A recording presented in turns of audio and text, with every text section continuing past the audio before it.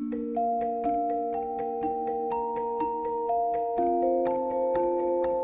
Students, once again I welcome you all. And आज हम लोग स्टार्ट करने जा रहे हैं डिफरेंशियल इक्वेशंस का सॉल्यूशन। ठीक है, so solution of differential equation किस तरीके से फाइंड आउट किया जाता है एंड कितने प्रकार के, कितने टाइप के सॉल्यूशन होते हैं इसमें। ठीक है, हम इसके बारे में सीखेंगे। अच्छा, इसके पहले मैं ये कंसिडर करके चल रहा हूँ कि आपको डिफरेंशियल इक्वेशन का बेसिक नॉलेज होगा, मतलब डिफरेंशियल इक्वेशन होता क्या है, इसका ऑर्डर, इसका डिग्री है ना, क्या होता है एंड किस तरीके से डिफरेंशियल इक्वेशन को फॉर्म किया जाता है। अगर कोई आपके पास कर्व दिया है या कोई इक्वेशन दिया है, ठीक है, कोई इक्वेशन दिया हुआ है एक्स और वाई में, तो उस केस में किस तरीके से डिफरेंशियल इक्वेशन फाइंड आउट किया जाता है। ठीक है, एंड इसके साथ साथ एक और बेसिक नॉलेज जो एक्सपेक्टेड है कि आप सभी को ये भी पता होगा कि अगर मान लीजिए कि कोई इक्वेशन दिया हुआ है, ठीक है, और डायरेक्टली आपसे पूछा जा रहा है कि ऑर्डर क्या होगा डिफरेंशियल इक्वेशन का, है ना, तो उस केस में आप क्या करते हो, you just count the number of arbitrary constant, different arbitrary constants. ठीक है, सो जितने डिफरेंट आर्बिट्रेरी कांस्टेंट्स होते हैं उतना उसका ऑर्डर होता है, राइट। एंड डिग्री वगैरह सारी चीज़ें आप फाइंड आउट करना सीख चुके हो। ये बेसिक मान करके स्टार्ट करते हैं हम लोग सॉल्यूशन ऑफ डिफरेंशियल इक्वेशन। ठीक है, so solution of differential equation में सबसे पहले आपको ये बता देता हूँ कि डिफरेंशियल इक्वेशन के कितने टाइप की सॉल्यूशन होते हैं। ठीक है, देखिए दो चीज़ें यहाँ पे डिस्कस करेंगे हम। पहला डिस्कस करेंगे कि कितने टाइप के होते हैं एंड दूसरा डिस्कस करेंगे कि कितने मेथड से इसको फाइंड आउट किया जाता है। ठीक है, सो सबसे पहले हम लोग बात करते हैं कितने टाइप के होते हैं। ठीक है, सो दो टाइप के डिफरेंशियल इक्वेशन के सॉल्यूशन यहाँ पे आपको मिलेंगे। पहला है जो जनरल सॉल्यूशन एंड दूसरा है जो पर्टिकुलर सॉल्यूशन। ठीक है, जनरल सॉल्यूशन क्या होता है, पर्टिकुलर सॉल्यूशन क्या होता है, हम दोनों के बारे में डिस्कस करेंगे एक एक करके। ठीक है, जब सॉल्यूशन दिया जाएगा उसके साथ में आपको डेफिनेशन बताऊंगा कि ये जनरल सॉल्यूशन हो गया और ये पर्टिकुलर सॉल्यूशन होगा। क्योंकि क्या है, आपको अगर प्रूफ के साथ मैंने दिखाया तो शायद वो चीज़ जल्दी समझ में आएगा, बट अगर मैंने वर्ड्स में आपको बोल दिया या लिख दिया तो शायद उतना क्लिक ना हो पाएगा। सो पहले हम आपको एक प्रूफ दिखाएंगे कि भाई जनरल सॉल्यूशन क्या होता है एंड पर्टिकुलर सॉल्यूशन क्या होता है। एक एक एग्जाम्पल हम ले लेंगे एंड उसके बाद हम लोग उसको डिफाइन कर सकते हैं वर्ड्स में। ठीक है, सो दो तरह के सॉल्यूशन, पहला जनरल सॉल्यूशन, दूसरा पर्टिकुलर सॉल्यूशन, राइट। अब जनरल सॉल्यूशन, पर्टिकुलर सॉल्यूशन भी, ठीक है, तीन तरीके से फाइंड आउट किया जाता है। मतलब अब मेथड कि कितने तरीके से हम लोग डिफरेंशियल इक्वेशन के सॉल्यूशन को फाइंड आउट कर सकते हैं। So there are basically three methods. ठीक है, जो इस लेवल तक आपको पढ़ना है सिर्फ तीन मेथड है। ठीक है, उसमें से पहला मेथड है variable separable method, variable separable method.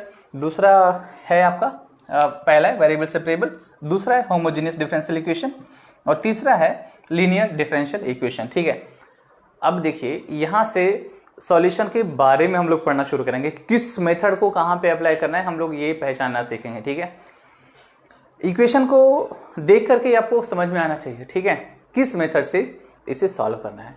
आपने इक्वेशन देखा, आपको तुरंत क्लियर होना चाहिए कि कौन सा मेथड यहाँ पे अप्लाई करना है और किस तरीके से क्लिक होगा आपको, किस तरह से आपको समझ में आए। ये सारी चीज़ें हम यहाँ पे डिस्कस करेंगे कि क्वेश्चन देखा एंड फटाफट मैंने बोल दिया भाई ये तो होमोजेनियस का इक्वेशन है ना, राइट। हमने देखा क्वेश्चन एंड समझ गए हम कि इसको लीनियर डिफरेंशियल इक्वेशन के मेथड से हम लोग सॉल्व करने वाले हैं। क्वेश्चन देखते ही बोल दिया वेरिएबल सेपरेबल वाला है, राइट। सो ये सारी चीज़ें अगर आपके पास बेसिक है, सारे ज्ञान हैं आपके पास, तो कोई तकलीफ नहीं होगी और इसको पूरा ध्यान से समझना है। ठीक है, एक एक वर्ड, एक एक मिनट, एक एक सेकेंड इंपॉर्टेंट है। सो बहुत ध्यान से समझिएगा, सुनने की कोशिश करिएगा और समझने की कोशिश करिएगा। कुछ अगर मिस हो जाए, ठीक है, जिस पे ध्यान ना हो आपका, रिवाइंड करके उसको देख लीजिए, क्योंकि एक एक वर्ड यहाँ पे इंपॉर्टेंट है जो भी बोला जा रहा है। एक भी वर्ड मिस हुआ मीन्स आप डिस्कनेक्ट हो सकते हो, राइट है। सो चेन में बने रहिए, इस लूप में बने रहिए, कहीं भी जाइए नहीं।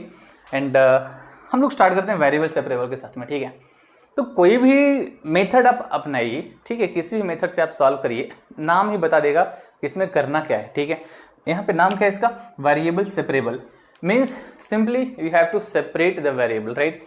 क्या भाई, simply you have to separate the variable, separate the variable, right, separate the variable and you will get the solution by this method. ठीक है, तो वेरिएबल्स को सेपरेट करना है, लेकिन किस तरीके से करना है हम लोग ये जरा सीखेंगे, है ना।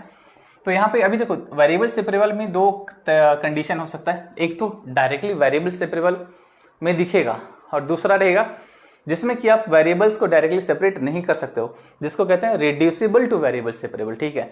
सो डायरेक्टली वीएस मेथड भी हो सकता है या रिड्यूसिबल टू वीएस हो सकता है, ठीक है। वीएस मतलब वेरिएबल सेपरेबल। सो इस मेथड को अच्छे तरीके से इलस्ट्रेट करने के लिए, अच्छे तरीके से समझने के लिए यहाँ पे एक एग्जाम्पल है, बहुत छोटा सा और सिंपल सा एग्जाम्पल ये है कि किस तरीके से इसको सॉल्व करेंगे। तो यहाँ पे करना क्या है कि मैंने बोला वेरिएबल्स को सेपरेट करना है, तो यहाँ पे आप ऐसे करिए, y वाले वेरिएबल्स जो भी है ना, y वाला जैसे 1 प्लस वाई स्क्वायर हो गया एंड यहाँ पे 1 प्लस एक्स स्क्वायर, ये y का टर्म है, ये x का टर्म है, राइट। सो आपको y के टर्म्स को एक साइड पे एंड x के टर्म को एक साइड पे करना है, बट मेक इट श्योर कि जिधर आप y वाला टर्म ले रहे हो उस तरफ dy होना चाहिए साथ में, एंड जिस तरफ x वाला टर्म ले रहे हो उस तरफ dx होना चाहिए साथ में, ठीक है। इस तरह से लिख लिया मैंने, dy by 1 plus y square कर लिया एंड इक्वल्स टू ये dx को मैं इस तरफ भेज रहा हूँ, so dx by 1 plus x square हो जाएगा, ठीक है। सो इस इक्वेशन को लिखने का दूसरा तरीका ऐसा हुआ, ठीक है। अब क्या करना है आपको कि आप सिंपली इंटीग्रेट कर लीजिए, ठीक है। सो इंटीग्रेटिंग बोथ साइड्स, तो इंटीग्रेट जब करेंगे तो ये आएगा dy by 1 plus y square equals to integration of dx by 1 plus x square, ठीक है। अब जरा सोचेंगे कि आप अगर ऐसे ना सोच पा रहे तो आप ऐसे सोचिए 1 by 1 plus y square d y and equals to 1 by 1 plus x square d x, ठीक है। अब बताएंगे जरा मुझे कि यहाँ पे इसका इंटीग्रेशन क्या होगा। 1 बाई 1 प्लस वाई स्क्वायर का इंटीग्रेशन क्या होता है, tan inverse y, right. So ये आप लिखोगे इसको tan inverse of y, right है। एंड ये इस तरफ आओ भाई आप, सो यहाँ पे क्या आएगा, ये इसका इंटीग्रेशन हो जाता है tan इनवर्स ऑफ x, ठीक है। सो इस प्रकार से हो गया and equals to and plus, हाँ प्लस एक कांस्टेंट हम c डाल लीजिए आप, ठीक है, क्योंकि आप यहाँ पे इंडेफिनेट इंटीग्रल के साथ खेल रहे हो, ठीक है। सो इंडेफिनेट इंटीग्रल में c तो आना है, कांस्टेंट ऑफ इंटीग्रेशन आना ही आना है, ठीक है। सो मैंने दोनों के इंटीग्रेशन का ऑफ कांस्टेंट को मिला करके मैंने c कर लिया, c1 c2 लिखने से बेहतर है मैंने c लिख लिया डायरेक्ट, ठीक है। अब क्या करो कि ये tan इनवर्स को आप लेफ्ट हैंड साइड पे ले लीजिए, ठीक है। सो क्या आएगा आपके पास इक्वेशन, ये ऐसा बचेगा tan inverse y minus tan inverse x that is equals to c, ठीक है। या आप tan inverse y minus tan inverse x का फॉर्मूला अगर जानते होंगे आप, ठीक है, तो आप इसको लिखेंगे y minus x by 1 plus y into x and that is equals to c। Now if you are taking tan on both sides, ठीक है, दोनों साइड पे मैंने tan ले लिया, तो ये क्या आएगा बच्चा, सर ये आएगा ये दोनों का साइड पे अगर tan लिया तो tan of tan inverse of theta, ये हो जाएगा थीटा, मतलब y minus x by 1 plus y into x and right side पर ये, तो ये हो जाएगा tan ऑफ c। अच्छा tan c क्या है भाई, c is a constant, right, तो tan c क्या आएगा, वो भी कांस्टेंट आएगा, है कि नहीं। सो अगर बेहतर आप समझना चाहें तो मैं इसको c1 ले लेता हूँ और इसको भी c1 कर लेता हूँ और इसको भी c1 कर लेता हूँ, तो ये tan c1 एंड जिसको मैंने c कह लिया, ठीक है। अब क्या करना है, अब यहाँ से आपका आंसर आ गया, क्या है आपका solution of the differential equation, ठीक है। ये इस तरीके से इसका सॉल्यूशन आएगा, बट ये कौन सा सॉल्यूशन है, इसको हम लोग कहते हैं this is called as general solution. क्या कहते हैं हम इसको, जनरल सॉल्यूशन कहते हैं, जनरल सॉल्यूशन, राइट है। So this is the general solution and general solution क्यों नाम दिया, अब ये समझने की कोशिश करना कि यहाँ पे जो c है ना, c कुछ भी वैल्यू ले सकता है, माइनस इन्फिनिटी से लेकर प्लस इन्फिनिटी के बीच का कोई भी वैल्यू, रियल वैल्यू ले सकता है, right. So that is why we call this as general solution, but according to the condition given in the question, right. अगर मान लो कि अभी ये बोल रहा है, जैसे हमारे पास अभी सवाल सिंपली ये है, राइट। अब क्या बोल रहा है, find the particular solution at x equals to 0, ठीक है, x equals to 0 y equals to 1, ऐसा कुछ केस दे दिया, ठीक है। x is 0 and y is 1, ये इस केस में पर्टिकुलर सॉल्यूशन बताइए। तो देखो जनरल सॉल्यूशन तो आपको फाइंड आउट करना ही पड़ेगा, ठीक है। अगर आप पर्टिकुलर सॉल्यूशन फाइंड आउट करना भी चाह रहे हो तो आपको जनरल सॉल्यूशन से होकर के ही पर्टिकुलर सॉल्यूशन पे आना पड़ेगा, राइट, क्योंकि यहां तक का काम सेम रहेगा एंड पर्टिकुलर सॉल्यूशन में सिर्फ आगे का एक स्टेप एक्स्ट्रा होता है, you have to substitute the given condition in the final solution, final general solution, right. So आप यहाँ पे आप x की जगह 0 रख लीजिए, y की जगह 1 रख लीजिए, ठीक है। सो अगर मैंने y की जगह 1 रखा, ठीक है, so this is general solution and if I am finding out the particular solution, right, तो पर्टिकुलर इसको मैं जैसा मिटा रहा हूँ, यहाँ पे डिस्कस कर लेते हैं। हाँ जी, यहाँ पे देखते हैं हम लोग पर्टिकुलर सॉल्यूशन किस तरीके से फाइंड आउट करेंगे। सो पर्टिकुलर सॉल्यूशन कब, कंडीशन दिया आपके पास at x equals to 0 and y equals to 1, ठीक है। सो आप इसमें रख लें आप x का value 0, y equals to 1, so 1 minus 0 by 1 plus y is 1, so 1 into 0 that is c, so 1 minus 0 is 1 by 1 plus 0 is 1, c means c का value आया 1, राइट। सो इसका पर्टिकुलर सॉल्यूशन क्या होगा, अब ये c वाला वैल्यू आप इस इक्वेशन में रख लीजिए जनरल सॉल्यूशन में, ठीक है। So y minus x by 1 plus y into x that is equals to what 1। So आप इसको और भी अच्छे तरीके से लिखना चाहें तो लिख सकते हैं y minus x and that is equals to 1 plus y into x, और भी अच्छे तरीके से लिखना चाहते हैं तो लिख सकते हैं y को इस तरफ लेके आइए आप, ठीक है। सो y को इस तरफ ले आएंगे तो y minus y into x and equals to 1 plus x हो जाएगा, ठीक है। सो यहाँ से आप ऐसे लिख सकते हैं क्या, y equals to 1 plus x by 1 minus x, ठीक है। So this is the solution, right. तो ये हो गया आपका पर्टिकुलर सॉल्यूशन, मतलब जिसमें c को आपने एलिमिनेट कर लिया, इसमें c का कहीं भी कोई भी नामो निशान तक नहीं है। क्यों नहीं है भाई, आपको पता तो चल गया होगा कि यहाँ से हमने ये कंडीशन का इस्तेमाल करके क्या किया, हमने c का वैल्यू कैलकुलेट कर लिया एंड ये वाला वैल्यू इसमें रख लिया, फिर उसका दोबारा उसको सिंप्लीफाई कर लिया। देखिए आप सवाल ये आपका हो सकता है कि सर मैंने अगर यहाँ पे छोड़ दिया तो क्या गलत है, नहीं गलत बिल्कुल नहीं है, बट डिपेंड्स है ना कि किस तरीके से आपका अगर एमसीक्यू क्वेश्चन पूछा गया है तो उसमें क्या क्या ऑप्शंस हैं उसके ऊपर डिपेंड करता है, राइट। या फिर आप descriptive type of question solve कर रहे हो, ठीक है, तो उसमें हमेशा एक चीज़ ध्यान रखिएगा कि आपको जो आंसर लिखना होता है वो हमेशा ऑप्टिमाइज्ड फॉर्म में लिखना होता है, ठीक है। आप जितना से ज़्यादा ऑप्टिमाइजेशन कर सकते हो आप उतना ऑप्टिमाइजेशन करिए एंड मोस्ट सिंप्लीफाइड फॉर्म में आंसर को लिखने की कोशिश करिए, ठीक है। So that is the thing and उसमें और कुछ ज़्यादा डिमांड नहीं रहता है। सो आप चाहें तो यहाँ भी छोड़ सकते हैं, आप बेहतर रहेगा आप इसको ऑप्टिमाइज करके लिख लें, ठीक है। So this is how we find out the general solution and particular solution, right. So इस तरीके से हमने general and particular solution variable separable के केस में देख लिया, ठीक है। तो अच्छा अब चलिए, मैंने आपको बोला था कि मैं जनरल एंड पर्टिकुलर सॉल्यूशन के डेफिनेशन के बारे में यहाँ पे बात करूंगा, ठीक है। तो अब किस तरीके से जनरल सॉल्यूशन को डिफाइन कर सकते हैं एंड पर्टिकुलर सॉल्यूशन को डिफाइन कर सकते हैं, सिंपल है ना। The solution of a differential equation, right, the solution of a differential equation obtained in general form, right. जो भी आप सॉल्यूशन फाइंड आउट कर रहे हैं वो हमेशा जनरल फॉर्म में रहेगा, right. The solution of a differential equation obtained in general form, right, and if we are substituting the given condition in the question in the general form, then we can eliminate the value c. That solution is called as now particular solution. Means you have to just eliminate the value c, right? c को आपने eliminate कर लिया conditions का इस्तेमाल करके जो आपके सवाल में दिया हुआ है, तो आपके पास जो नया वाला solution आएगा उसको हम लोग क्या कहेंगे, that is particular solution, right? So it should be clear, very clear, right? हम लोग आगे बढ़ते हैं एंड हम लोग आगे की बात करते हैं अभी कि और भी कुछ क्वेश्चंस मैं आपके सामने एक दो क्वेश्चंस और लेता हूं ताकि आपका कॉन्सेप्ट और भी क्लियर हो जाए, ठीक है। अभी ये मैंने बोला वेरिएबल सेपरेबल मेथड का है, एक हो सकता है रिड्यूसिबल टू वेरिएबल सेपरेबल हो सकता है, ठीक है। सो मैं वेरिएबल सेपरेबल और रिड्यूसिबल टू वेरिएबल सेपरेबल के और भी कुछ क्वेश्चंस देखते हैं हम लोग मिलकर के। अगला क्वेश्चन पे आते हैं हम लोग। तो हमारे पास अगला सवाल ये है log of dy by d x is equal to 2x plus 3y है। अभी देखिए आप यहाँ पे डायरेक्टली आप इसको वेरिएबल सेपरेबल में अप्लाई कर सकते हो, नहीं कर सकते हो, ठीक है। क्यों? क्योंकि ये log के साथ है टर्म, राइट। तो सबसे पहले तो अपना दिमाग यहाँ पे चलना चाहिए कि इसको वेरिएबल सेपरेबल में कैसे हम चेंज करेंगे, क्योंकि यहाँ पे वेरिएबल सेपरेबल है नहीं, है ना। तो हम लोग क्या कर रहे हैं कि ये जो 2x प्लस 3y है ना, मैं इसमें ऐसा लिख लेता हूँ log of e to the base e, क्योंकि इंटू 1 तो लिखा ही जा सकता है, ठीक है। सो यहाँ पे log of dy by d x रहने दिया। अच्छा एक बात बताइएगा, बेस में कुछ नहीं है का मतलब जरूर e रहा होगा, ठीक है। And that is equals to log of base e and e to the power 2x plus 3y, isn't it. And now तो ये log का टर्म हो गया एंड यहाँ पे भी log बेस e है, यहाँ भी log बेस e, means this term and this term are going to be equal, means dy by dx that is equals to e raised to 2x plus 3y. Now can we directly separate them in x and y? No, we cannot separate them right now, right?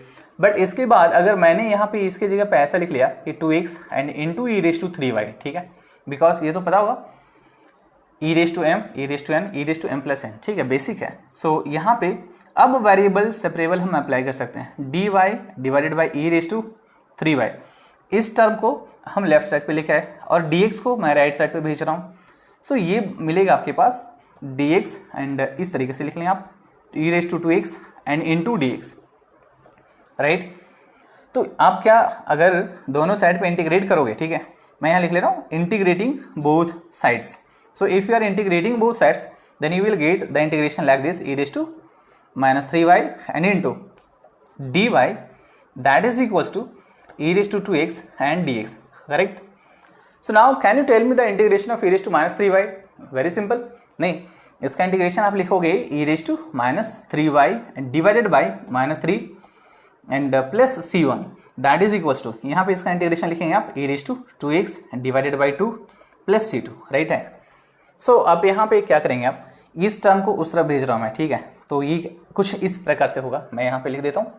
सो ये होगा e⁻²x by 2 रहने दिया और इस y वाले term को मैं right side पे ले रहा हूँ। So it becomes e⁻³ divided by 3 and c2 को लेफ्ट साइड पे ले आइए। सो ये हो जाएगा c1 माइनस c2, राइट। सो एलसीएम लेना चाहें आप तो ले सकते हैं बच्चे, ठीक है। सो ये हो जाएगा 3 into e⁻²x 2 into e⁻³ and ये एलसीएम आएगा 6, तो उधर ले जाके मल्टीप्लाई कर लीजिए। और c1 माइनस c2 क्या आएगा, तो सर कोई कांस्टेंट आएगा c3, है ना। सो 6 c3 को क्या हम लोग इस तरीके से लिख सकते हैं 2 into e⁻³ that is another constant c, ठीक है। सो that is the answer, right. अभी आप देखो इस तरीके से भी छोड़ सकते हैं, या तो हो सकता है भाई कि इसको मल्टीप्लाई भी किया गया होगा। आगे आप चाहें तो इस तरीके से लिख सकते हैं कि 3 into e⁻²x and plus 2 by e⁻³ and that is equals to c, right. Multiply करेंगे तो क्या आएगा, ये आएगा 3 इंटू e⁻² प्लस 3y, है ना, and plus 2 that is equals to c times e⁻³y, ठीक है। सो आप किसी भी तरीके से लिख लीजिए, आप आंसर आपको वहीं पे आकर के मिलेगा, ठीक है। सो आप चाहें तो इस तरीके से भी लिख सकते हैं, या आप इसको फिर से इधर ला करके e⁻³ कॉमन ले लीजिए। मतलब देखिए अब डिपेंड कर रहा है कि आपका आंसर ऐसा दिया है या ऐसा दिया है, दोनों ही सही है, ठीक है। आप कैसे भी लिख लीजिए, दोनों ही चलता है, राइट है। सो अभी देखिएगा एक सवाल कि जैसा सवाल में आपके पास टर्म प्रेजेंट था, अगर उस तरीके से जवाब लिख रहे हो तो मोस्ट सुटेबल माना जाता है, ठीक है, एज पर द मतलब कोई भी डिस्क्रिप्टिव एग्जाम में आप लिख रहे हो वहाँ पे, ठीक है। आपको स्टेट बोर्ड ले लीजिए या सीबीएसई बोर्ड ले लीजिए, कहीं भी जिस टर्म में आपके पास सवाल दिया गया है उसी टर्म में आप अगर जवाब लिख रहे हैं तो वो मोस्ट सुटेबल जवाब माना जाता है भाई, ठीक है। एंड ये नहीं कि ईंट का जवाब पत्थर से दो आप, ठीक है, ईंट का जवाब ईंट के साथ ही दो आप, जैसा सवाल वैसा जवाब होना चाहिए, ठीक है। आप यहाँ भी छोड़ सकते हैं, आप यहाँ भी छोड़ सकते हैं, there is no mistake, right. So this is the solution of this differential equation, right. हम लोग आते हैं अगले सवाल के ऊपर, अभी आते हैं अगले सवाल पे। फिर से अपने आप में एक बहुत ही सिंपल तरीके का सवाल यहाँ पे हमारे सामने। अभी देखो यहाँ पे dy/dx के जो भी टर्म्स हैं, ठीक है, हम इन दोनों टर्म्स को पहले एक साइड पे कर ले रहे हैं। क्यों? क्योंकि अपने को dy/dx इकट्ठे एक जगह पे चाहिए, ठीक है, ऐसा बिखरे बिखरे टर्म्स नहीं चाहिए। तो जहाँ जहाँ भी dy/dx देख रहे हैं आप उनको गैदर कर लीजिए। सो क्या मिलेगा, y³ is equals to dy/dx, ठीक है। मैं इस टर्म को राइट साइड पे ले लेता हूँ। सो अगर राइट साइड पे लिया तो कॉमन dy/dx आएगा एंड यहाँ बचेगा क्या, यहाँ बचेगा x² और यहाँ बचेगा 1। सो इसको हम 1 + x² तो जरूर लिख सकते हैं, ठीक है। मतलब काम हो चुका है आपका। अब क्या करेंगे कि y³ को आप इस तरफ लिख आइए और dx को इस तरफ लिख आइए, ठीक है। सो समझने की कोशिश करिएगा, मैं dx को और 1 + x² अब वेरिएबल सेपरेबल अप्लाई कर रहे हैं, ठीक है। सो इसको ऐसे लिखा जा सकता है dx/1 + x²। x वाले सारे टर्म्स को एक तरफ कर लिया और y वाले सारे टर्म्स को मैं एक तरफ कर रहा हूँ, तो इसको dy/y³ लिख लूँगा। And now integrating both sides. So इसका इंटीग्रेशन tan इनवर्स x और इसका इंटीग्रेशन ये आएगा y⁻³ -3 + 1 / -3 + 1 प्लस कॉन्स्टेंट से, ठीक है। So this will give you tan inverse x and equals to ये हो जाएगा माइनस है ना 1/2y², राइट है। सो ये आया एंड प्लस कॉन्स्टेंट टर्म से, ठीक है। सो आप अगर चाहें तो आप यहाँ पे छोड़ सकते हैं, this is also the right answer, right, correct. So ये इस तरीके से हमने इसका सॉल्यूशन बहुत सिंपल तरीके से निकाल लिया। अच्छा अगले सवाल पे आते हैं। अगला सवाल हमारा क्या कहता है, मैं अगला सवाल यहाँ पे ले लेता हूँ आपके लिए, ठीक है। तो हमारे पास अगला सवाल ये है। अभी इसकी सॉल्यूशन के बारे में जरा सा हम लोग देखते हैं कि यहाँ पे किस तरीके से किया जाएगा भाई, है ना। पहले तो वेरिएबल सेपरेबल यहाँ पे अप्लाई करना होगा, ठीक है। किस तरीके से करेंगे, मैं एक काम करता हूँ, ये cos square y into d y by जो x है इसको इधर रहने दिया और दूसरे टर्म को लेफ्ट साइड पे ले लेता हूँ। So cos square x d x and by y with negative sine, right. Now you can cross multiply the terms. So ये क्या आएगा, ये आएगा y into cos square y d y and ये इस साइड आएगा minus x into cos square x d x, right है। So चलिए अभी आगे देखते हैं हम लोग, ठीक है। सो अब क्या करेंगे, आप एक काम करिए, आप इस टर्म को भी लेफ्ट साइड पे ले सकते हैं, कोई दिक्कत नहीं है। सो आपके पास ऐसा मिलेगा y cos square y d y plus x cos square x d x and that is equal to 0, right. अभी देखेंगे जरा दोनों के दोनों टर्म्स क्या सेम है कि नहीं है। y कॉस स्क्वायर वाई है और x कॉस स्क्वायर एक्स है, यहाँ पे y के रिस्पेक्ट में इंटीग्रेशन करना है, यहाँ पे x के रिस्पेक्ट में इंटीग्रेट करना है, ठीक है। सो आप कर लीजिए कि करके दोनों को इंटीग्रेट। तो पहले इसके ऊपर आता हूँ मैं, कोई भी एक टर्म कर ले रहे हैं, जस्ट वेरिएबल का डिफरेंस है और कोई भी डिफरेंस नहीं है। तो मैं किसी एक टर्म को इंटीग्रेट करने जा रहा हूँ, मान लीजिए मैं इसको इंटीग्रेट कर रहा हूँ, ठीक है। सो ये इंटीग्रेशन किस तरीके से किया जाएगा ये समझिए आप। तो सबसे पहले तो आप ऐसा करेंगे, y cos square x cos square y को क्या आप 1 प्लस कॉस 2y बाय 2 लिख सकते हो, ये इस तरीके से, ठीक है। एंड ये dy रहेगा, है ना। नेक्स्ट टर्म क्या होगा, तो आगे आप 1/2 कांस्टेंट है, बाहर ले लीजिए, तो बचेगा 2 इंटीग्रेशन बचेगा, एक बचेगा आपके पास y एंड प्लस दूसरा बचेगा y cos 2y, ठीक है। सो इस तरीके से आपके पास ये इंटीग्रेशन मिल गया, है ना। अब इसको जरा सा सिंप्लीफाई करेंगे, ये थोड़ा सा लेंदी हो जाएगा, टर्म्स थोड़े बड़े होंगे और कोई प्रॉब्लम नहीं है यहाँ पे, ठीक है। जस्ट कैलकुलेशन बहुत आराम तरीके से करना है, आसान तरीके से करना है कि कोई मिस्टेक ना करा हो आप इसमें, ठीक है। बहुत क्लियर कट आप सारा का सारा कैलकुलेशन करिए, बस ध्यान रखिएगा। सो इसका कैलकुलेशन हम लोग आगे कर रहे हैं, ठीक है। सो ये क्या आएगा बच्चे 1/2, है ना। और y का इंटीग्रेशन तो है ना, सभी लोग जानते हैं कि इसका इंटीग्रेशन y स्क्वायर बाई 2 आएगा, प्लस जो दूसरा टर्म बच गया y cos 2y, है ना। तो इसका इंटीग्रेशन हम लोग देखेंगे, ठीक है। अब ये क्या है, तो सर ये u इंटू वी है ना। सो 1/2 रहने दें आप, y स्क्वायर बाई 2 भी रहने दें आप। अब u इंटू वी का इंटीग्रेशन कैसे लिखते हो सर, ये होता है, अच्छा u और v डिसाइड करिए आप। तो अलजेब्रिक एंड ट्रिग्नोमेट्रिक, है ना, ये दो तरह के टर्म्स हैं। सो a एंड t मतलब अलजेब्राइक फर्स्ट टर्म होगा ये वाला एंड ये सेकेंड टर्म होगा, ठीक है। सो हम लोग पहले इसको इंटीग्रेट कर लेते हैं।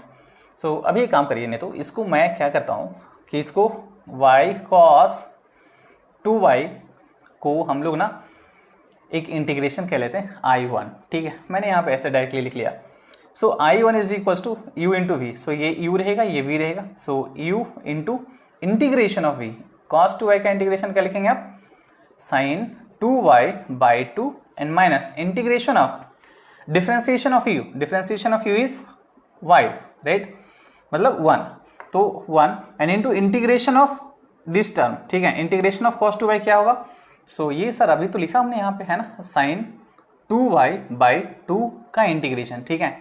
फिर से वापस इसको इंटीग्रेट कर लीजिए, 2 को बाहर ले लीजिए आप। सो ये आएगा y into sine 2y by 2 and ये हो जाएगा साइन का integration minus cos, so minus minus plus cos of 2y by 2 भी होगा, सो 2 2 4 हो जाएगा, ठीक है। सो अब ये इसकी जगह पे I1 है, मतलब ये पूरा रख लीजिए यहाँ पे, ठीक है। सो अभी हम लोग क्या कर रहे हैं कि इसको हम लिख लेते हैं भाई, है ना, ये टर्म, चलिए यहाँ पे हमने इसको भी एज्यूम कर लेते हैं, दिस इज I सपोज, ठीक है। एंड और इसको हम कह लेते हैं I डैश है, ठीक है, I डैश है, राइट, ये I है और ये I डैश है। सो हमारे पास क्या होगा, ये वाला जो I है, ठीक है, I को हम लोग क्या लिखेंगे 1/2 and into y square by 2 plus y cos y क्या है बच्चा, सर ये आया y sine 2y by 2 and plus cos 2y by 4, ठीक है। सो अभी एक इसको मल्टीप्लाई कर सकते हैं आप इनसाइड, ठीक है। सो ये आएगा y square by 4 plus y sine 2y by 4 plus cos 2y by 8, right है। सो ये आया। सिमिलरली क्या आप I डैश को एंड प्लस C1 लिख लीजिए बच्चा, ठीक है, एंड I डैश को, ठीक है, क्या आप ऐसे लिख सकते हो x square by 4 plus y, नहीं ये x है ना, तो x हम लिखेंगे x sine 2x by 4 and plus cos of 2x by 8 and plus C2, ठीक है। सो ये आई को मतलब ये वाला वैल्यू और ये वाला वैल्यू है ना, ये दोनों इंटीग्रेशन ना, आप ये दोनों इंटीग्रेशन कहाँ पे रख लीजिए, इसमें रख लीजिए, ठीक है, इसमें रख लीजिए, ठीक है। So you will get the answer directly, means इसका सॉल्यूशन डायरेक्टली आपको मिलने वाला है, ठीक है, इस तरीके से। तो रख लीजिए इसमें आप, है ना, सारा वैल्यू, देखते हैं कि क्या आता है भाई। अभी यहाँ पे थोड़ा सा अपने को मिटाना पड़ेगा, मैं एक काम करता हूँ, मैं इधर वाली चीज़ें मिटा ले रहा हूँ, ठीक है, ये चीज़ मैंने मिटा लिया। और ये जो पूरा हमारे पास आया है दोनों को सॉल्व करके, हम इन दोनों को यहाँ पे सब्स्टिट्यूट करने वाले हैं। सो हमारे पास जो सॉल्यूशन आएगा, ठीक है, ये कैसा आएगा भाई बच्चे, sir this plus this equals to 0, मतलब वाई कॉस वाई की जगह पे आप वाई कॉस स्क्वायर वाई का इंटीग्रेशन की जगह ये रखिए आप, y square by 4 and plus y sine 2y by 4 and plus cos 2y plus cos 2y by 8 and similarly आप यहाँ देखेंगे जरा, है ना, ये वाला सेम टर्म रख लीजिए आप, x में रख लीजिए प्लस, ठीक है, क्या x square by 4 plus x sine 2x by 4 and plus what cos of 2x है ना, cos of 2x by 8 and that is 0, ठीक है। चलो एक काम करो, आप एलसीएम ले लीजिए, ठीक है। तो एलसीएम तो दिख रहा है कि 8 आएगा, यहाँ पे क्या करना है आगे कि x square plus y square, यहाँ पे ना x square plus y square तो कॉमन ले लीजिए, तो ये हो जाएगा 2 times x square plus y square, फिर से यहाँ पे क्या हो जाएगा 2 times y sine 2y plus x cos sorry x sine 2x है ना, एक्स साइन 2x एंड एक ये वाला टर्म बचेगा, so cos 2y plus cos 2x that is equals to 0। So this is your final answer, right. आप इसको simplify कर लिए सिर्फ, और कुछ भी नहीं किया, है ना। सो है कि नहीं, मतलब थोड़ा सा ही कैलकुलेटिव हम मानता हूँ, ठीक है, बट एक्चुअली आसान है ना, कैलकुलेशन थोड़ा लेंदी हो गया, मुश्किल बिल्कुल नहीं था, ठीक है। सो इस तरह से हम लोग ना सारे के सारे डिफरेंशियल इक्वेशंस जितने भी आएंगे वेरिएबल सेपरेबल वाले, इस तरह से सॉल्व करेंगे, ठीक है। एंड अभी हम लोग आते हैं ना कुछ पर्टिकुलर टाइप के सॉल्यूशंस, जो वेरिएबल सेपरेबल के थ्रू पर्टिकुलर सॉल्यूशंस किस तरीके से फाइंड आउट करेंगे, हम लोग ये देखते हैं। आइए अगले सवाल पे आते हैं हम लोग। अगला सवाल अभी पर्टिकुलर सॉल्यूशन के लिए पूछ रहा है, ठीक है। सो पर्टिकुलर सॉल्यूशन किस तरीके से फाइंड आउट किया जाएगा, सबसे पहले अभी हम लोग इसको वेरिएबल सेपरेबल में हम लोग है ना चेंज कर लेते हैं, मतलब वेरिएबल्स को सेपरेट करके हम देखते हैं जरा, तो कैसे करेंगे। तो ये जो टर्म है ना, किसी एक टर्म को राइट साइड पे ले लीजिए, मैं इसको ले रहा हूँ, ठीक है। सो इसको e raised to y plus 1 and into cos x लिखा, on the right hand side it will be e raised to y into sin x and into dy by dx, right है जी। चलिए अभी y के जितने भी terms जहाँ जहाँ दिख रहे हैं आप उनको एक साइड पे कर लीजिए, मतलब y वाला टर्म कहाँ पे है, एक ये है, यहाँ पे एक ये है और एक ये है, ठीक है। सो मैं क्या करता हूँ कि इसको राइट साइड पे लेता हूँ, और dx वाला टर्म यहाँ पे और sin x है ना, तो इन दोनों को मैं लेफ्ट साइड पे लूँगा, ठीक है। सो कर लीजिए आप टर्म्स को एडजस्ट। सो इसको अगर लेफ्ट साइड पे लिया तो ये आएगा, पहला इंटीग्रेट कर लिया साथ में, ठीक है, हमने दोनों साइड पे, या चलो बाद में करेंगे हम लोग, पहले इसको ले लीजिए। तो ये आएगा क्या, cos x and by this is sin x, ठीक है, और dx। और राइट साइड पे क्या होगा, ये माइनस है e raised to y रहेगा एंड dy है, एंड नीचे में क्या है e raised to y plus 1 है, ठीक है, y plus 1। अब क्या करेंगे, दोनों साइड पे ना इंटीग्रेशन आप ले लीजिए, ठीक है। सो दोनों साइड पे हमने इंटीग्रेट कर लिया, राइट। आप इसको सोचने का तरीका ऐसे भी सोच सकते हैं, इंटू डी वाई यहाँ पे, ओके। अब जरा सोचिएगा cos x बाय sin x मतलब cot x, और cot x का इंटीग्रेशन क्या होता है, सो log mod sin x होता है सर, ठीक है, बिल्कुल सही बात है सर, ठीक है। And equals two plus C1 डालना है, डाल लीजिए, कोई दिक्कत नहीं है। यहाँ पे इसका इंटीग्रेशन क्या होगा, तो इसका इंटीग्रेशन क्या दिख रहा है, f dash x by F x है ना, मतलब इसका डेरिवेटिव ऊपर मौजूद है ना। तो आप इसको लिखेंगे log of mod of e raised to y plus 1 and plus C2, ठीक है। अभी ये जो C1 और C2 है ना, बेहतर मैं क्या करता हूँ ना, जब भी देखिए आप एक चीज़ ध्यान रखिएगा, जब भी आप डिफरेंशियल इक्वेशन सॉल्व कर रहे हो, ठीक है, एंड लेफ्ट साइड पे एंड राइट साइड पे दोनों का टर्म का डिफरेंशिएशन सॉरी इंटीग्रेशन, ठीक है, अगर सेम ही फंक्शन में आया, सेम ही फंक्शन का मतलब जैसे यहाँ पे क्या है कि ये भी लॉग में आया इसका आंसर भी लॉग में आया, तो जितने भी कॉन्स्टेंट्स आ रहे हैं ना आप उसको भी लॉग में लेके चलो, कैलकुलेशन ईजी रहेगा। मान लीजिए कि कैलकुलेशन के बाद यहाँ पे 10 में आ जाता है सर, यहाँ भी 10 में आ गया है सर इनवर्स में, ठीक है। सो वहाँ पे हम लोग कांस्टेंट को फिर से 10 इनवर्स में लेके चलेंगे, राइट। तो ये तरीका होता है थोड़ा सा कैलकुलेशन को सिंपल करने का, ठीक है, इस तरीके से करते हैं। तो यहाँ पे क्या करता हूँ कि ये जो C1 आया और ये जो C2 है ना, मैं इन दोनों को मिला करके मैं सीधा सीधा log ऑफ C लिख ले रहा हूँ, ठीक है। log ऑफ C आया होगा भाई, ठीक है। अब ये जो टर्म है लेफ्ट साइड पे लेता हूँ, तो ये क्या आएगा log A plus log B। So log A plus log B क्या होता है, सारे बच्चे जानते हैं, ठीक है। सर ये होता है log A इंटू बी होता है, ठीक है। मतलब आप लिखेंगे इसको sin x and into what, ये हो जाएगा e raise to y plus 1, ठीक है, का modulus, right. And right side पे क्या है, तो सर ये है log ऑफ C है, ठीक है। This is log of C। अब देखिए कैलकुलेशन कितना सिंपल हो गया है कि यहाँ भी log है, यहाँ भी log है, तो इसका टर्म जो है C के इक्वल हो जाएगा, ठीक है। Means what, e raise to y plus 1, इसको आगे लिख लेते हैं, अच्छा लगेगा देखने में आपको, and into sine x that is equal to C, right. But क्या आपको ये फाइंड आउट करना है? नहीं, आपको ये नहीं फाइंड आउट करना है। ये क्या है, ये तो आपका जनरल सॉल्यूशन आ गया है ना। आपको फाइंड आउट करना है प्रिंसिपल सॉल्यूशन। कहाँ पे, कंडीशन क्या है, तो कंडीशन सर यहाँ पे ये दिया हुआ है, इसको ध्यान से देखिए आप, ठीक है। तो अभी क्या करेंगे कि ये जो कंडीशन है आप ये पुट अप कर लो किसमें, इसमें, ठीक है। मतलब x का वैल्यू π/6 रख लें आप, y का वैल्यू 0 रख लें आप, c का वैल्यू आ जाएगा, ठीक है। So substituting the given condition in this equation, ठीक है। यहाँ पे लिख लीजिएगा substituting the given condition in the general solution, ठीक है। सो क्या आएगा, y की जगह रख लें आप 0, so e raise to 0 plus 1 and into sine of, है ना, साइन π/6 हो जाएगा, क्योंकि x की जगह π/6 पुट करना है, that is c, okay. e raise to 0 means 1 plus 1 is 2 and sine π/6 is sine 30 degree, sine 30 degree मतलब 1/2, सो 2 इंटू 1/2 दैट इज 1। मतलब यहाँ से c का वैल्यू क्या निकल गया आपका, 1 आया, ठीक है। बिल्कुल सही बात सर। अब ये c का वैल्यू आप यहाँ पे रख लीजिए, ठीक है। So you will get the particular solution. इसको मैंने इक्वेशन नंबर 1 कह लिया, ठीक है। Substituting c is equal to 1 in 1, ठीक है, या जनरल सॉल्यूशन में जो भी कह लें आप। सो इक्वेशन क्या आएगा आपका, सॉल्यूशन क्या आएगा इसका final, e raise to y plus 1 and into sine of x that is equal to 1, ठीक है। अब यहाँ से देखो भाई, लिखने के अलग अलग तरीके हो सकते हैं, कैसे भी लिख लीजिए, चाहे तो यहाँ भी छोड़ सकते हैं आप, या तो इक्वल्स टू कॉसेक x लिख लीजिए, it's okay, right, no issues, okay. So this is how we find out the particular solution, right.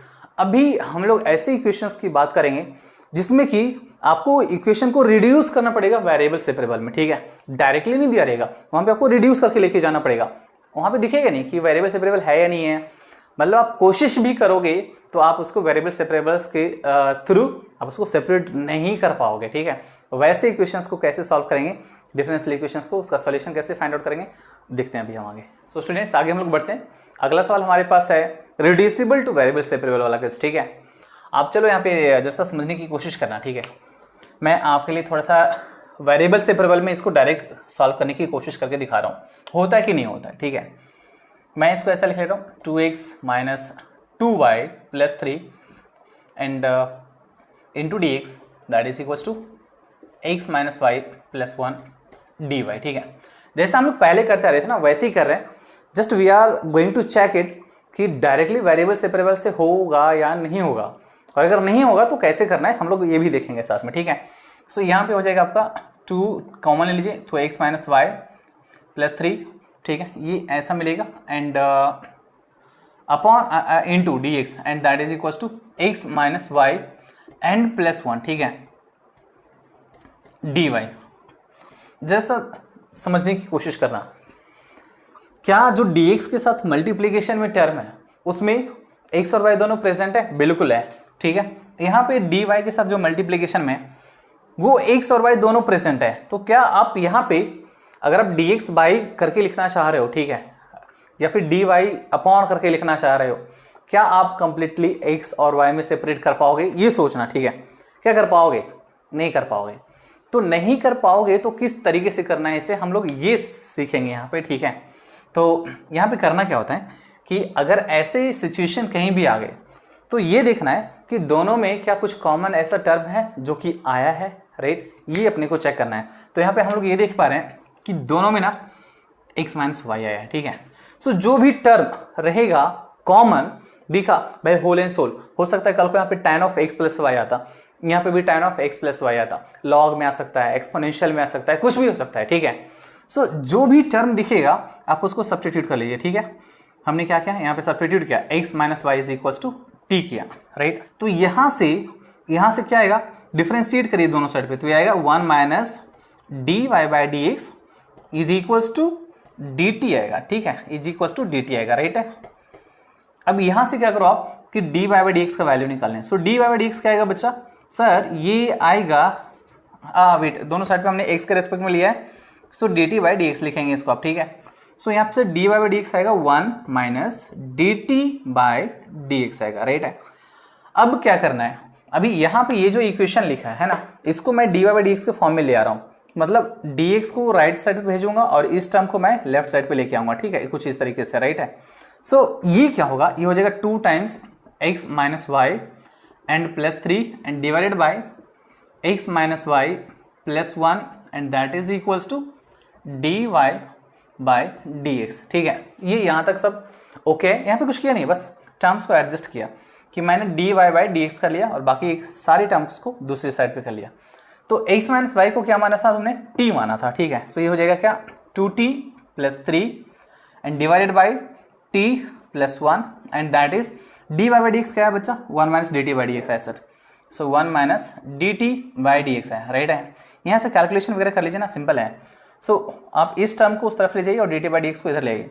So d t by d x आपका लेफ्ट हैंड साइड पे आ गया। कैलकुलेशन करना बहुत ही simple है, 2t plus 3 and divided by t plus 1, ठीक है, t plus 1, t plus 1। Simplify करेंगे तो आपके पास ऐसा आएगा dt by d x and that is equals to t minus 2t is that is minus t and 1 minus 3 is minus 2 and divided by t plus 1, ठीक है। So ये आया हमारे पास, राइट। अभी देखो कि राइट साइड पे कंप्लीटली t में आया है ना, और यहाँ पे dt बाई डी एक्स मौजूद है, तो हम लोग यहाँ से सेपरेट तो जरूर कर सकते हैं। अच्छा, इसका सॉल्यूशन मैं यहाँ पे जरा सा लिख ले रहा हूँ, यहाँ पे देखिएगा ध्यान से, D t by d x है ना, इसको ऐसे लिख लेते हैं। सो ये सारी टर्म्स मैं लेफ्ट साइड पे ले रहा हूँ और डी एक्स को राइट साइड पे कर लेता हूँ। सो मैं माइनस के साथ को बाहर ले लेता हूँ। सो ये हो जाएगा t plus 1 by t plus 2 and d t and equals to d x, है ना, ऐसा। और दोनों साइड पे इंटीग्रेट कर लिया, किया क्या कि यहाँ पे माइनस कॉमन लिया, तो आप माइनस कॉमन लोगे तो ऐसा होएगा ना, minus T plus 2 by t plus 1, ठीक है। और क्रॉस मल्टीप्लाई किया, ये इस साइड पे, मतलब ये पूरा टर्म लेफ्ट साइड पे लाया, तो क्या होगा, इसका रेसिप्रोकल इधर रहेगा, मतलब t plus 1 by t plus 2 negative sign के साथ आया, dt रहेगा और उधर जाके dx हो जाएगा। फिर दोनों साइड पे हमने इंटीग्रेट किया सिंपली, ठीक है। इसका इंटीग्रेशन कैसे फाइंड आउट करोगे सर, तो इसका इंटीग्रेशन फाइंड आउट करेंगे, न्यूमरेटर को सेट कर लेंगे हम लोग डिनोमिनेटर के टर्म में, ठीक है। तो ऐसा कर लिया and divided by t plus 2 कर लिया, ठीक है, एंड इधर dx रहने दिया। इसका इंटीग्रेशन जरा बताइएगा आप, t plus 2 by t plus 2 1, तो 1 का इंटीग्रेशन t आएगा, माइनस 1 बाई टी प्लस 2 का इंटीग्रेशन सर ये होता है लॉग ऑफ t प्लस 2, ठीक है, and equals to x and plus constant term c, ठीक है। तो आगे क्या करेंगे भाई, आगे कुछ नहीं करना है, अभी काम हो चुका है आपका, ठीक है। अब क्या करना है कि आपको t के जगह पे, है ना, जो यहाँ पे आपने t रखा था ना, t के जगह पे x माइनस वाई रख लीजिए आप, ठीक है। सो t के जगह x माइनस वाई रख लीजिए, सो माइनस ऑफ ये x minus y and minus log of x minus y plus 2 and is equals to, ठीक है, is equals to what, x plus constant term c। अच्छा, आपको particular solution बोल रहा है, सो x का वैल्यू 0 है एंड y का वैल्यू 1 है, सही है। सो x0 y1 यहाँ पे रख लीजिए आप, सही है। सो यहाँ पे क्या होगा, फ्रॉम द गिवन, है ना, from the given condition, the given condition क्या लिखोगे बच्चे आप, ठीक है। यहाँ पे थोड़ा जगह कम है, यहाँ पे मैं आ जाता हूँ, ठीक है। सो यहाँ पे आइए, सो माइनस ऑफ, ठीक है, आप x की जगह 0 रख लें एंड y की जगह 1 रख लें आप, ठीक है, माइनस लॉग ऑफ, ये क्या होगा, x की जगह 0 रख लें एंड y की जगह 1 रख लें एंड प्लस 2 है तो प्लस 2 रहने दीजिए, ठीक है, and that is equals to on the right hand side it is x plus c, what is x, 0 plus constant c। सो यहाँ से मिलेगा आपको minus of 0 minus 1 is minus 1, minus log of 2 minus 1 is 1, log of 1 is 0, तो ये minus 1 ही रह जाएगा and that is equals to c। This implies c का वैल्यू आएगा 1, ठीक है। तो जैसे ही तुम्हें c का वैल्यू 1 आ गया, अब तुम यहाँ पे रख लो, ठीक है, क्योंकि ये तुम्हारा जनरल सॉल्यूशन था, ठीक है। So therefore the particular solution is क्या हो जाएगा, minus of x minus y and minus log of x minus y plus 2 close bracket and is equals to x and plus c की जगह आया 1 तो 1 रख लीजिए, ठीक है। ब्रेक कर लीजिए ना आप, है ना, इसको माइनस माइनस माइनस वाई उस साइड ले जाके लिखेंगे तो हो जाएगा, क्या हो जाएगा 2x हो जाएगा। सो ये हो जाएगा 2x एंड 2x, ठीक है। अब इसको 2x हो जाएगा तो यहाँ पे लिख दिया मैंने 2x and minus minus plus y आएगा, ठीक है। सो प्लस इधर आएगा तो माइनस हो जाएगा, माइनस वाई एंड प्लस 1, और इस साइड क्या बचेगा, तो इस साइड बचेगा log of x minus y plus 2, ठीक है। So this is the answer, right. आप चाहें तो इसको आप एक्सपोनेंशियल फॉर्म में भी कन्वर्ट करके लिख सकते हो, right. This is +1, right. So this is the answer, right.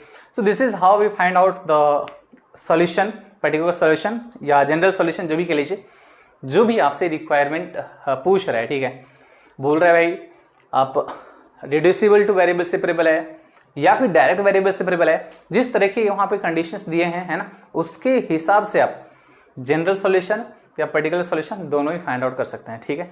अगर कंडीशन दिया है तो पर्टिकुलर सॉल्यूशन के लिए जाइए, कंडीशन नहीं दिया है मतलब जनरल सॉल्यूशन निकाल के छोड़ दीजिए आप, ठीक है। एंड वेरिएबल सेपरेबल से जाना है या रिड्यूसिबल टू वेरिएबल सेपरेबल से जाना है, ये चीज़ आपको क्लियर हो गया होगा मुझे लगता है, ठीक है। कि जहाँ जहाँ आप वेरिएबल्स को डायरेक्टली सेपरेट नहीं कर पा रहे हो, ठीक है, वहाँ आपको रिड्यूसिबल टू वेरिएबल सेपरेबल के थ्रू जाना होगा, ठीक है। सो ये चीज़ समझ लीजिएगा। अच्छा, एक और चीज़ है ना कि सर अपने को पता कैसे चलेगा, क्योंकि दो और मेथड है ना, दो और मेथड है होमोजीनियस के और लीनियर डिफरेंशियल इक्वेशन भी है ना। सो आपको बता रहा हूँ कि जब जब आपको इक्वेशन आपका ऐसा है कुछ, ठीक है, f(x) dx plus f(y) dy, ये इस तरह का इक्वेशन है, ठीक है, तो आप समझ लीजिएगा कि ये डायरेक्टली वेरिएबल सेपरेबल के थ्रू होगा, ठीक है। अगर f(x) प्लस y, ठीक है, ऐसा आया f(x) y dx and plus f(x) है ना, यहाँ पे कोई g लीजिए, है ना, g of x y dy is equal to 0, ऐसा आया तो ये रिड्यूसिबल टू वेरिएबल सेपरेबल हो सकता है। या ऐसा वाला केस फिर होमोजीनियस में भी होता है, ठीक है, लेकिन होमोजीनियस का कंडीशन अलग होता है एंड रिड्यूसिबल का कंडीशन अलग होता है, ठीक है। रिड्यूसिबल के केस में क्या होगा कि ये जो टर्म रहेंगे, ये फंक्शन रहेंगे, ये क्या होगा, ये होमोजीनियस नहीं रहेगा। यहाँ पे देखिए होमोजीनियस मतलब सबकी डिग्री सेम होनी चाहिए, इसकी डिग्री 1, इसकी डिग्री 1, इसकी डिग्री 0 है, तो ये होमोजीनियस नहीं है, मतलब ये रिड्यूसिबल टू वेरिएबल सेपरेबल वाला केस होगा, ठीक है। तो रिड्यूसिबल टू वेरिएबल सेपरेबल में ये वाला केस आ सकता है, ठीक है, और ये वाला डायरेक्ट रहेगा, डायरेक्ट वेरिएबल सेपरेबल का केस रहेगा, ठीक है। सो इस तरीके से हम लोग फाइंड आउट करेंगे। एक और क्वेश्चन देखते हैं हम लोग जिसमें कि रिड्यूसिबल टू वेरिएबल सेपरेबल को ही करेंगे हम लोग सॉल्व, और किस तरीके से फाइंड आउट करेंगे ये देखते हैं, ठीक है। सो स्टूडेंट्स आगे बढ़ते हैं हम लोग, अगला सवाल है हमारे पास ये, है ना, अभी देखते हैं इसमें कि किस तरीके से इसको सॉल्व किया जाए। अच्छा, आप सोचिएगा कि क्या ये वेरिएबल सेपरेबल हो सकता है, डायरेक्टली नहीं होगा, क्यों, क्योंकि यहाँ पे ये जो एंगल है ना, एंगल में दोनों x और y दोनों ही आया है, तो यहाँ पे हम लोग तो सेपरेट नहीं कर सकते हैं, ठीक है।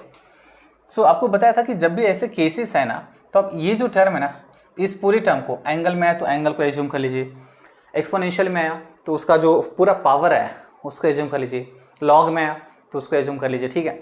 सो होल एंड सोल आपको ये देखना है कि कौन सा ऐसा टर्म है जो कि डिस्टर्ब कर रहा है आपको डायरेक्टली वेरिएबल सेपरेबल में लाने से, तो ये कर रहा है, हम लोग इसको यहाँ पे सब्स्टिट्यूट कर लेंगे।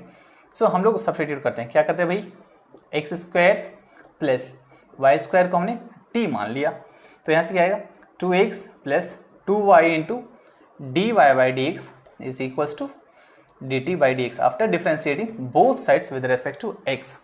So if you will take common 2, then you will get x plus y into dy by dx and that is equals to dt by dx, right है।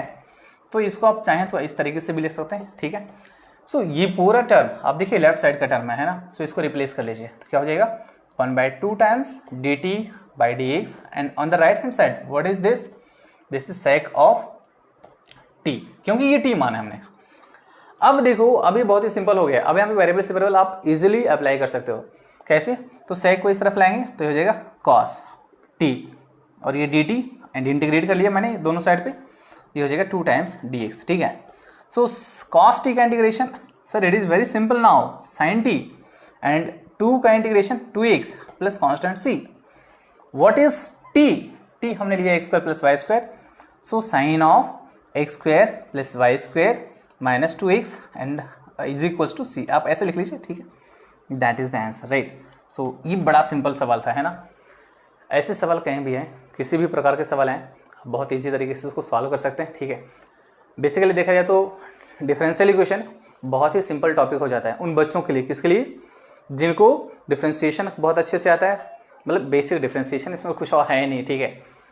टर्म्स को एडजस्ट करना इंपॉर्टेंट है कि आप कितने अच्छे तरीके से आप एडजस्ट कर रहे हो टर्म्स को, ठीक है।